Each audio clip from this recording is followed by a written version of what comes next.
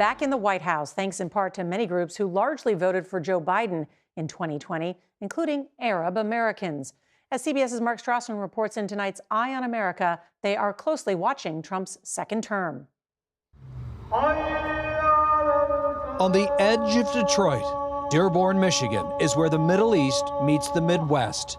More than half of residents are Arab American. Predominantly, I'd say Lebanese, Yemeni, Iraqi, some Syrian, some Afghanistan. Realtor Ali Al-Farajala, Baghdad-born, sells them a dream about America. We understand our identity. We don't have to elaborate. We don't have to explain ourselves to anybody. Al-Farajala usually votes Democrat. Not last November, not for president. If 50,000, Palestinians under the rubble, dead, is not enough to sway me away from the Democratic Party, I don't know what is. In Wayne County, home to Dearborn and Detroit, nearly 8% of the population is Arab American, the highest percentage in the country. Up and down last November's ballot, the majority voted Democrat, except at the top of the ticket. Donald Trump came to Dearborn looking for votes.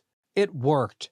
He won the city and took Michigan, a startling reversal for Democrats. The voters here were deeply, deeply unimpressed with Kamala Harris and appalled by the Biden administration. Diana Abouali is the director of the Arab American National Museum. She says this is how angry Dearborn was at the Biden-Harris White House, mostly over its support for Israel in Gaza. This community voted for Donald Trump despite the president's past talk about a Muslim ban. Donald J. Trump is calling for a total and complete shutdown of Muslims entering the United States.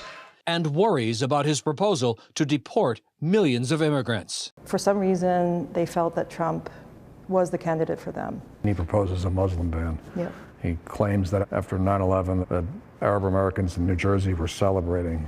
He's talking about mass deportation of millions of immigrants. Yep. How do Arab Americans hear all that from him and still say, that's my guy?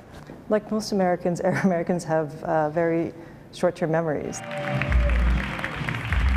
Amr Zaher is a Palestinian stand-up comedian.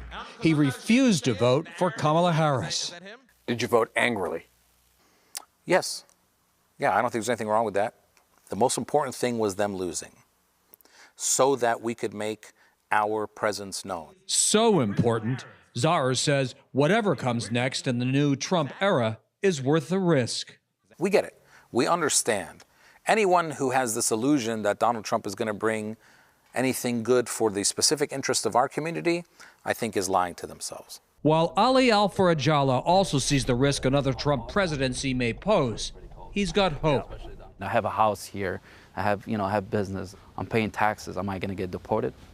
Hope that the American dream he sells is the same one his community now gets to keep. For Eye on America, Mark Strassmann in Dearborn, Michigan.